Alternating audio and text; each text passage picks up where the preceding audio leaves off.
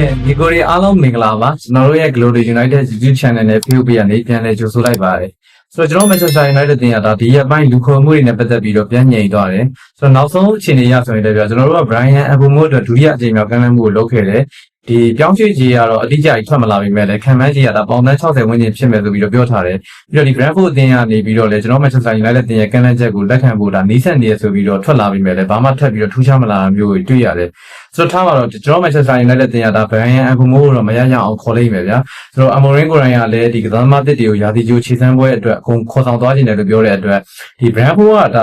ါဈေးပိုလိုချင်လို့ထပ်ပြီးကိုင်းနေရလားမသိဘူးကျွန်တော် Manchester United တင်ရတာ Brentford လိုချင်တဲ့ဈေးတီပေးပြီးတော့ခေါ်သွားဖို့ရလဲများတယ်မခေါ်ရင်လည်းမရဘူးလို့ပဲကျွန်တော်တော့ထင်တယ်ဆိုတော့ဒီကစားသမားပြောင်းရွှေ့ရဖြစ်မြောက်လာမှာတော့သိကြရဲဒါပေမဲ့ဒီဗီဒီယိုမှာကျွန်တော်အဓိကပြောချင်တာကျွန်တော် Manchester United တင်ရဒီ transfer ရသည့်တိုင်းမှာဆိုရင် overpay system ကိုကျင့်သုံးနေရတော့မယ်ကျွန်တော်ပြောချင်တာကစားသမားတစ်ယောက်ကိုလိုလာထက်ပိုပြီးတော့ပေးပြီးတော့ခေါ်နေရတော့မယ်အဲ့လိုမှမဟုတ်ရင်လူခေါ်ယူဖို့ကအရန်ခက်ခဲနေတဲ့အခြေအနေနဲ့ပတ်သက်ပြီးတော့ကျွန်တော်ပြောချင်တာဆိုတော့အဲ့ဒီຢာတွေနဲ့ပတ်သက်ပြီးတော့ကျွန်တော်ညီကိုရင်းနဲ့တူဒါဆွေးနွေးသုံးသပ်သွားခြင်းတယ်ဆိုတော့ဒီ personally ရကျွန်တော်အမြင်ကိုပြောရမယ်ဆိုရင်ကျွန်တော်ရှင်းမှလည်းပြောခဲ့ဘူးရယ် Brian Mbeumo ကိုပေါင်45တန်း black အုံ10တန်းနဲ့ကမ်းလှမ်းတာတကယ်ကိုဖြစ်တဲ့ဈေးတကယ်လည်းကောင်းပုံတဲ့ဈေးဖြစ်တယ်ဆိုပြီးတော့ကျွန်တော်ပြောခဲ့တယ်ဆိုတော့လက်ရှိချိန်မှာကျွန်တော်သိရတာဒီကစားသမားကိုပေါင်60ဝန်းကျင်နဲ့ကမ်းလှမ်းထားတယ်ဘယ်လိုပုံစံကမ်းလှမ်းလဲတော့မသိဘူးဟိုပေါင်50 black 10တန်းဖြစ်မလားဒါမှမဟုတ်ရင်လည်းပေါင်60လုံးဓာတ်ရိုက်ပေးမလားဆိုတာတော့မသိကြဘူးဒါပေမဲ့ကျွန်တော်အမြင်အရဆိုရင်ဗျာဒီပေါင်60လုံးဓာတ်ရိုက်ပေးရတယ်ဆိုရင်တော့ဒီကစားသမားအတွက်လိုအပ်တဲ့ပို့ပြီးတော့ပေးရတယ်လို့ပဲကျွန်တော်မြင်တယ်ကျွန်တော်ပြအခုဒီပြောင်းရွှေ့ကြီးကိုများရဲလို့ပြောရင် United fan ကြီးကိုတွေကျွန်တော်လာပြီးတော့ဆဲရမျိုးရှိနိုင်တယ်ဥပမာမင်းကဆရာကြီးလာပေါ့အတင်းရဲ့တောင်းရှိသူတွေကမင်းထက်ပို့ပြီးတော့ join လုပ်ဖို့သူတို့လုပ်မှာပြီးတော့မနစ်ကရာသီမှာ90တင်ထားတဲ့ကစားသမားကိုငါတို့ဒီလောက်တော့ပြီးရမှာပဲဆိုတာမျိုးကြီးရှိနိုင်တယ်ဒါပေမဲ့ကျွန်တော်ဒီမှာအဓိကပြောချင်တာကဗျာကျွန်တော်ဒီ transfer လုပ်တယ်ဆိုတာကလည်းအယောင်းနဲ့အဝယ်နဲ့ပဲဆိုတော့အယောင်းဝယ်တိုင်းကကစားသမားအယောင်းဝယ်မှာမဟုတ်ဘူးဗျာဘယ်လိုမျိုးအယောင်းဝယ်မှာပဲဖြစ်သူတို့ရဲ့ဒီကာလပေါက်ဈေးဆိုတာရှိတယ်ဆိုတော့အဲ့ကာလပေါက်ဈေးပေါ်မှာပဲလူတွေကမူတည်ပြီးတော့အယောင်းဝယ်လုပ်ကြတယ်ဒါပေမဲ့ဟိုတချို့အခြေအနေလေးတွေပေါ်မှာမူတည်ပြီးတော့အဲ့ထက်နည်းနည်း short ယူရတာတို့အဲ့ထက်ပိုပြီးတော့ပေးရတာမျိုးအခြေအနေတွေရှိတယ်ဆိုတော့ကျွန်တော်ဒီကစားသမားအယောင်းဝယ်မှုပိုင်းကိုကြည့်မယ်ဆိုရင်လည်းသူတို့ရဲ့ဒီ transfer market value ဆိုတာရှိရဗျာဆိုတော့အဲ့ transfer market ဆိုတာကစားသမားတယောက်ရဲ့ခြေစမ်းပိုင်းတွေကိုပဲမူတည်ပြီးတော့ထုတ်ထားတာမဟုတ်ဘူးအဲ့ transfer market မှာဆိုရင် transfer market value ကိုသူတို့တွက်ချက်တဲ့ပုံစံအရဆိုရင်ဒီကစားသမားတယောက်ရဲ့ခြေစမ်းပြီးတော့ကစားသမားတယောက်ရဲ့အသက်အရွယ်ပြီးတော့အဲ့ကစားသမားရဲ့ကြန့်ရှိနေတဲ့ contract ပေါ် overall အနေနဲ့မူတည်ပြီးမှဒီဖြစ်တဲ့ဈေးဆိုတာမျိုးကိုတွက်ချက်ပေးတာဆိုတော့ဗျာဒီကစားသမားတယောက်ကခြေစမ်းပိုင်းကောင်းတာမကောင်းတာနောက်သားဗျာသူ့ရဲ့ပြောင်းရွှေ့ကြီးသူ့ရဲ့စာချုပ်သက်တမ်းကဒါတစ်နှစ်နှစ်နှစ်လောက်ပဲကျန်နေဆိုရင်ကိုကသူ့ရဲ့ဒီ market value ကလျော့သွားတာဒါကပုံမှန်ပဲဒါပေမဲ့ကျွန်တော်တို့ Manchester United တင်ရဲ့လက်ရှိအခြေအနေကိုကြည့်မယ်ဆိုရင်ကျွန်တော်တို့ကဘလို့အခြေအနေကစားသမားမျိုးကိုပဲခေါ်သူ့ရဲ့စာချုပ်သက်တမ်းဘလို့နေထားပဲရှိကျွန်တော်တို့ကလိုအပ်တဲ့ပို့ပြီးတော့ပေးနေရတော့မယ်အဲ့လိုမှမဟုတ်ရင်ကျွန်တော် Manchester United တင်တို့ကခက်ခဲနေတော့မယ်ကျွန်တော်ကဗျာဒီကျွန်တော် personally အရာကစားသမားတွေကို overpay မဖြစ်စေချင်တာလိုအပ်တဲ့ပို့ပြီးတော့မပေးစေချင်တာကတကယ်တမ်းတခြားတွေးကြည့်ရင်ကျွန်တော်အသင်းတော်လည်းမကောင်းဘူးကစားသမားတော်လည်းမကောင်းဘူးအနာဂတ်တော်လည်းမကောင်းဘူးဆိုတော့ဘယ်သူအတွက်မှမကောင်းဘူးဆိုတော့ကျွန်တော်ပြောချင်တာအသင်းတော်မကောင်းဘူးဆိုတာကျွန်တော်တို့ကကစားသမားတစ်ယောက်ကိုခေါ်တဲ့အခါမှာဒီကစားသမားကငါတို့အသင်းမှာလာကစားရင်တော့ခြေစွမ်းပြနိုင်လောက်တယ်ငါတို့အသင်းရဲ့ system နဲ့ကိုက်ညီလောက်တယ်ဆိုတော့ဒီ estimate လောက်ကိုပဲတွက်ပြီးတော့ခေါ်ရတာကဒီကစားသမားကိုခေါ်လို့မို့ငါတို့အသင်းကခြေစွမ်းဒီကြောက်ပြမယ်ဆိုတာမျိုးဒီတတ်မှတ်ချက်တွေမရှိဘူးဆိုတော့အဲ့လိုချိန်မှာကစားသမားတစ်ယောက်ကိုလိုအပ်တဲ့ပို့ပြီးတော့ပေးပြီးတော့ခေါ်လိုက်ရတဲ့အချိန်မှာဒီကစားသမားကကျွန်တော်တို့နဲ့အဆင်ပြေရင်တော့အကြောင်းမဟုတ်ဘူးဗျာတန်တယ်ပေးလိုက်ရတန်တယ်ပေါ့ဒီလောက်ကဘာမှမဖြစ်ဘူးပေါ့ဒါပေမဲ့အဆင်မပြေခဲ့ဘူးဆိုရင်အဲ့မှာအသင်းမှာဆုံးရှုံးမှုတွေများလာပြီကျွန်တော်တို့အသင်းကဒီကမှကျွန်တော်တို့အသင်းကိုရောက်လာပြီးတော့အဆင်မပြေတော့ဆိုပြန်ရောင်းရတော့မ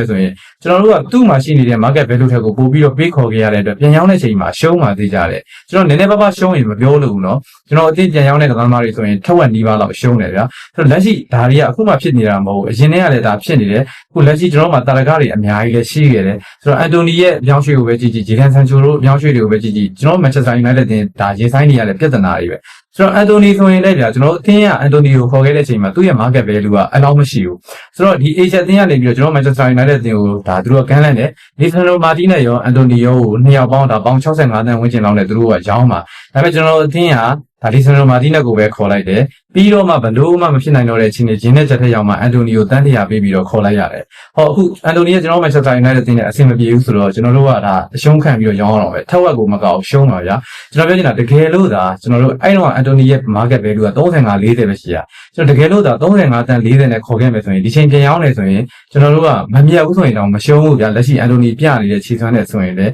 ဆိုတော့ဒါကအသင်းအတွက်လည်းမကောင်းဘူးဆိုတော့ကစားသမားဘက်ကိုပြန်ကြည့်မယ်ဆိုရင်ကျတော့လေကစားသမားတွေက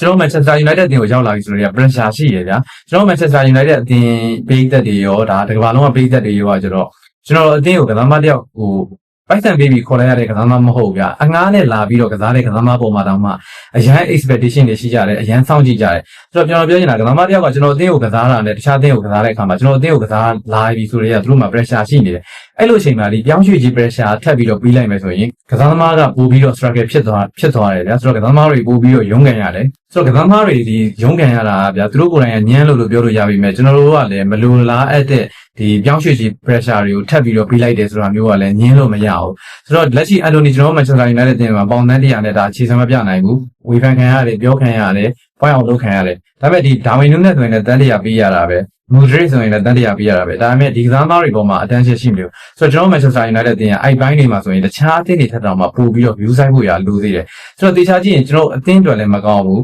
ကစားသမားတွေလည်းမကောင်းဘူးဆိုတော့နောက်တစ်ချိန်ပြန်ရောက်ပြီဆိုရင်ဒါရုန်းကန်ရတာကျွန်တော်အသင်းရဲ့အနာဂတ်အတွက်လည်းမကောင်းဘူးဆိုတော့ကျွန်တော်ဒီ Chelsea တို့ Man City တို့ကြည့်ပြဆိုတော့ Man City ဆိုရင်အခုနောက်ပိုင်းသူတို့ရဲ့ဒီ transfer policy တွေကတော်တော်ကြီး strong ဖြစ်တာကိုတွေ့ရတယ်သူတို့ရဲ့သတ်မှတ်ထားတဲ့ဈေးနဲ့အဆမတန်မြင့်နေတဲ့ကစားသမားတွေသူတို့မခေါ်ဘူးရသူတို့အရန်ကြိုက်တယ်ဆိုရင်တော့မခေါ်ဘူးဒါအမြင်သာဆုံးပြောမယ်ဆိုရင်သူတို့ Declan Rice ကိုသူတို့တန်း80လောက်ပဲသတ်မှတ်ထားတယ်ဆိုတော့100တန်း100လောက်လိုချင်တဲ့အချိန်မှာအဲ့ကစားသမားကိုမတန်ဘူးဆိုပြီးတော့သူတို့ယူဆပြီးတော့သူတို့မခေါ်တော့ဘူးထားပါတော့ဗျာတခု Declan Rice က Arsenal အသင်းမှာခြေစမ်းပြနေတာမှန်တယ်ဒါပေမဲ့အဲ့အချိန်တော့ဆိုရင်ဒီ Declan Rice ကဒီလိုခြေစမ်းပြပါမယ်ဆိုတဲ့အာမခံချက်မရှိဘူးလက်ရှိ Arsenal မှာခြေစမ်းပြနေလို့ Man City ကိုရောက်ရင်လည်းဒီကစားသမားခြေစမ်းပြမယ်ဆိုတာမျိုးမရှိဘူးဆိုတော့သူတို့ကအဲ့ risk ကိုမယူဘူးဗျာဆိုတော့ဒါကဒီကစားမခြေစမ်းပြပြီဆိုမှအောက်ကန်ကိုကြည့်ပြီးပြောရတ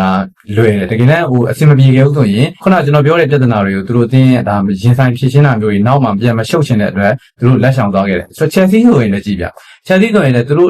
တို့ရဲ့လာတာ salary system နဲ့ဒီမကိုက်တဲ့ကစားသမားဆိုရင်ဘယ်လိုကစားသမားမျိုးတွေနေမခေါ်ဘူးလက်ရှိအခုဒီလက်တလောလေးမှာဖြစ်သွားတဲ့ Jadon Sancho ကိစ္စကိုကြည့်မယ်ဆိုရင်လည်းဒီ Jadon Sancho ကိုChelsea တင်းကဆက်ပြီးတော့ထိမ့်သိမ်းထားခြင်းတယ်ဒီပြောင်းရွှေ့ခြေလို့ရဆိုရင်လည်း25တန်းပဲပေးရမှာ Chelsea တင်းနေနဲ့ဒီပေါင်25တန်းတက်နိုင်တယ်ဗျာဒါပေမဲ့သူတို့ရဲ့လာတာနဲ့ system နဲ့ဒီ Jadon Sancho ကိုဘယ်လိုမှညှိမရတဲ့အခါမှာသူတို့ကဒါရုံချင်း9တန်းပေးပြီးတော့ကျွန်တော်အတင်းကိုပြန်လွတ်လိုက်တယ်သူတို့ရဲ့ policy ကဒါတော်တော်ကြီးစောင်းတာကိုတွေ့ရတယ်ဟိုမှန်တယ်ဗျဒီမှာကျွန်တော်အဲ့လိုပြောရင်ကျွန်တော် United fan တွေကျွန်တော်ပြောရရှိရဲငါတို့အတင်းရဲ့အခြေအနေက Chelsea တို့ Man City တို့အခြေအနေနဲ့မတူဘူးလက်ရှိအခြေအနေကဆိုတော့ကျွန်တော်တို့ကအဲ့ဒါဆိုရင်သူတို့လိုအခြေအနေကကျွန်တော်ဘယ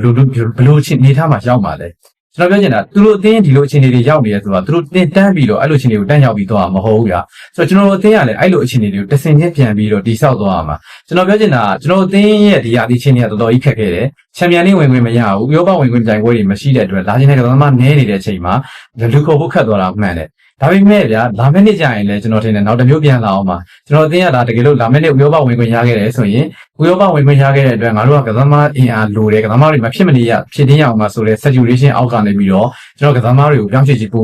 ့ပေးရတာမျိုးတွေထပ်ပြီးတော့လုပ်နေရအောင်ပါအခုလက်ရှိချိန်ဆိုရင်ဗျာကျွန်တော်ညီကိုတွေလည်းမြင်ပါပါကျွန်တော် United အသင်းကကစားသမားတစ်ယောက်ကိုစိတ်ဝင်စားလိုက်တယ်ထားလိုက်ဆိုတော့ကျွန်တော်တို့ Manchester United အသင်းကကစားသမားတစ်ယောက်ကိုစိတ်ဝင်စားလိုက်တယ်အဲ့ကစားသမားကတကယ်တမ်းသူ့ရဲ့ဒီ transfer market value အရာဆိုရင်သူ30လောက်ပဲရှိတယ်တန်း30လောက်ပဲရှိတယ်ဒါပေမဲ့ကျွန်တော်အသင်းကစိတ်ဝင်စားပြီးဆိုတာလည်းပေါင်တန်း60လောက်ဖြစ်သွားတတ်တယ်ဆိုတော့အဲ့အချိန်မှာဆိုရင်ကျွန်တော် United fan တွေကလည်းရှိသေးတယ်ဗျအဲ့ဟာကျွန်တော်တို့ကိုအသင်းရဲ့ management system ကိုအပြစ်မတင်ဘဲနဲ့တစ်ဖက်သင်းတွေကိုသွားပြီးတော့ဒီတခြားသင်းတွေကလည်းကိုအသင်းကဒါစိတ်ဝင်စားပြီးဆိုတာလည်းဒီကောင်တွေကဈေးကနှစ်ဆတင်လိုက်တာဘလို့ဘာညာလဲသူများတင်းကိုသွားပြောတာဒါကကိုရီတင်းရဲ့ system ကညံ့လို့မို့အဲ့လိုခံရတာလေဆိုတော့ကျွန်တော်တို့တကယ်လည်းဝေဖန်ရင်ကိုရီတင်းရဲ့ system ကိုပဲဝေဖန်ရမှာနောက်တစ်ခုဗျာဒီအန်တိုနီယိုလည်းဒါဝေဖန်ပြန်တာမျိုးရှိတယ်ကစားသမားကတန်းတရာပေးထားတဲ့ကောင်ရဲ့ခြေစွမ်းဒါလားဘာညာကြည့်ပါအောင်ဒါပေမဲ့ဒါအန်တိုနီမှာပြည့်မရှိဘူးဗျာသူတန်းတရာပေးခဲ့တာဒီ management ဒီ software လုံးလို့မို့ပေးခဲ့တာဆိုတော့အဲ့လိုအမားတွေမဖြစ်ဖို့ဆိုရင်ကျွန်တော်တို့ကဒီတဖြည်းဖြည်းဗျာတချို့ဗျာကျွန်တော်ဒီတင်းခံရမယ့်အခြေအနေတွေမှာတင်းခံဖို့လိုတယ်တခါချိန်မှာလက်လွတ်ဖို့လိုတဲ့အခြေအနေမှာလည်းလက်လွတ်ဖို့ရလိုတယ်ဆိုတော့ကျွန်တော် United fan တွေကိုနားလေသိချင်တာဗျအသင်းကကစားမတယောက်ကိုလိုရာထက်ပိုပေးရလို့မခေါ်တော့တဲ့အချိန်မှာဒီပြက်ဓာတ်တွေကြောင့်လို့ဆိုတာကိုကျွန်တော်ကောင်းကောင်းနားလည်ထားဖို့ရလိုတယ်မဟုတ်ရင်ဗျာကျွန်တော်တို့ကနောက်တစ်ချိန်ကျရင်ဒီအရှုပ်ထုတ်တွေကိုပြန်ပြီးတော့ဖြီးရတာကအသင်းကရှေ့ကိုမရောက်တော့ကျွန်တော်အသင်းရဗျာအခုရှင်းသွားရင်ပြီးရောဆိုတဲ့ပုံစံနဲ့ပြောင်းရွှေ့ခြေတွေအများများပေးလိုက်တယ်ဒါပေမဲ့နောက်ကျရင်လာရှုပ်နေတယ်ဆိုတော့အခုရှုပ်မှနောက်ရှင်းပုံစံမဟုတ်ဘဲနဲ့နောက်တစ်ချိန်ကျမှပဲလာရှုပ်နေတဲ့အတွက်အသင်းဒါbroker ကလည်းနည်းသွားတယ်အဲ့ကြောင့်တခြားအရာတွေပေါ်မှာလည်းအာရုံမဆက်နိုင်ဘူးနဲ့ဒီပြဿနာတွေပေါ်ကောင်းဖြေရှင်းနိုင်တာမျိုးရှိတယ်အဲ့တော့လက်ရှိဒါဂျီနန်ဆန်ချိုတို့အန်တိုနီတို့ဖြစ်နေတဲ့ပြဿနာတွေကဒါသင်ခန်းစာယူသင့်ပြီကျွန်တော်ပြောချင်တာလက်ရှိဒီယာဒီကခေါ်မယ်ဆိုရင်တောင်မှဗျာ overpay အနေနဲ့ဒီကစားမတယောက်ကိုလိုရာထက်ပိုပေးပြီးတော့ခေါ်ရမယ်ဆိုရင်ဒီယာဒီကနောက်ဆုံးပဲဖြစ်တဲ့လို့တော့ထင်တယ်ဆိုတော့ဒါအတင်းရဲ့အမှန်တိုင်းပြောရင်အင်းနီယိုပုံခွဲကဒီယာတွေကိုထိမ့်သိမ့်နေပါတယ်တကယ်လဲသူတို့ဒီပြောင်းရွှေ့ခြေတွေမှာဆိုရင်အရန်ကြီးဒါ လွယ်လွယ်ကူကူနဲ့ခေါ်လို့မရသေးပေမဲ့လည်း salary management system ကိုတော့ကောင်းကောင်းကြီး control လုပ်လာနိုင်တယ်ဆိုတော့ဒါကတစ်ဖက်ကကြည့်ရင်တော့ပို့ပြီးတော့ကောင်းတဲ့အရာပေါ့ဗျာဘာလို့ဆိုတော့ကစားသမားတယောက်ကိုကျွန်တော်တို့ခေါ်လိုက်တယ်ဆိုရင်သူ့ရဲ့ပြောင်းရွှေ့ချက်ဒါ one time payment ဆိုတဲ့အတွက်ဒါနည်းနည်းများတော့လည်းပြဿနာမရှိဘူးဒါပေမဲ့ဗျာဒီ salary ကိုလိုအပ်တဲ့ပို့ပြီးပေးရတဲ့အခါမှာကစားသမားကို9နှစ်စာချုပ်ချုပ်လိုက်မယ်ဆိုကျွန်တော်တို့အဲ့9နှစ်လုံးတော့ရှောက်ပေးနေရတဲ့အတွက်အခုချိန်မှာဒါပထမဆုံးအနေနဲ့ salary ကိုဒါ control လုပ်လာနိုင်တာတော်တော်ကောင်းပါတယ်ဆိုတော့လက်ရှိချိန်မှာတော့ကျွန်တော်တို့ saturation အရာတော့ဒါတင်းခံလို့မရဘူးပေါ့ဗျာဗလာသားတော့မြင်တယ်လို့ပါပဲကိုရီတင်းရဲ့ဒါအခြေအနေကအဲ့လိုမျိုးတင်းခံလို့မရဘူးလက်ရှိဒါ transfer market value ထက်ပို့ပြီးတော့ပေးရမှာမျိုးလည်းဖြစ်နိုင်တယ်ပေးရတာကျွန်တော်ပြော9တန်းလောက်ပို့ပေးရတာဘာမှဖြစ်ပါဘူးဒါပေမဲ့15တန်း30လောက်ပို့ပြီးတော့ပေးရတယ်ဆိုရင်ကျတော့ဒါကoverpaying system ဖြစ်သွားပြီဗျာဆိုတော့ဒါကတကယ်တမ်းကျတော့အသင်းတော်လည်းမကောင်းပါဘူးကစားမတော်လည်းမကောင်းဆိုတော့ကျွန်တော်အနာဂတ်တော်လည်းမကောင်းဘူးအဆင်ပြေခဲ့ရင်ပြဿနာမရှိဘူးအဆင်မပြေခဲ့ရဆိုရင်အဲ့လိုကစားမတွေရှင်းထုတ်ဖို့အဲ့လိုကစားမတွေကအသင်းမှာတန်တရားလဲနေတာအကြာကြီးပဲဖြစ်နေတဲ့အတွက်အပြောင်းအရွှေ့ကိုလွယ်လွယ်ကူကူမလုပ်နိုင်ဘူးဆိုတော့တခြားအသင်းတွေကဗျာအခုချိန်မှာလူတွေခေါ်နိုင်တယ်လွယ်လွယ်ကူကူခေါ်နိုင်တယ်လွယ်လွယ်ကူကူရောင်းနိုင်တယ်သူတို့မှာဘာလို့လဲဆိုတော့သူတို့ကမမှားခဲ့ဘူးလေဗျာသူတို့ကကစားမတယောက်ကိုသူတို့ဖြစ်တဲ့ဈေးကိုပဲသူတို့ပေးခဲ့တယ်ပြန်ရောင်းတဲ့အချိန်မှာလည်းသူတို့ဖြစ်တဲ့ဈေးနဲ့ပြန်ရောင်းတဲ့အချိန်မှာသူတို့လူခွဲမှုလူဝယ်မှုတွေမှာ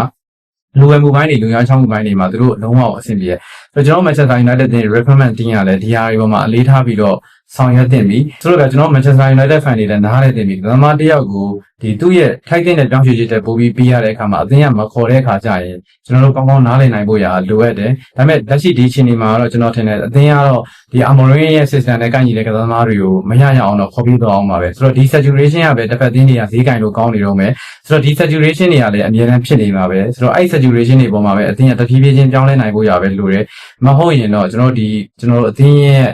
အခုလိုမျိုးရုံးကန်နေရတဲ့ပုံစံကဒါ transfer ရတဲ့တိုင်းမှာကြုံတွေ့နေအောင်မယ်လို့ပဲကျွန်တော်တို့မြင်တယ်ဆိုတော့ဒါကကျွန်တော်ရဲ့အမြင်ကိုပြောထားတာပါเนาะဆိုတော့ညီကိုတို့အနေနဲ့ရောကျွန်တော်အသိကဘာမှတယောက်ကိုလိုတာထက်ပိုပေးလာတဲ့အခါမှာတကယ်ရောကောင်းလားတကယ်ရောမှန်ရလားဆိုတာကျွန်တော်ရဲ့ဒါ comment section မှာဝင်ရောက်ဆွေးနွေးသုံးသပ်ပေးတော့ပါအောင်ကျွန်တော်တို့ရဲ့ Glory United YouTube channel လေးကိုကြိုက်နေတတ်တယ်ဆိုရင်လည်း like and subscribe လေးနဲ့အားပေးခဲ့ကြပါအောင်အားလုံးကိုကျေးဇူးတင်ပါတယ်ကျွန်တော်နောက်ဗီဒီယိုမှာပြန်တွေ့ကြမယ်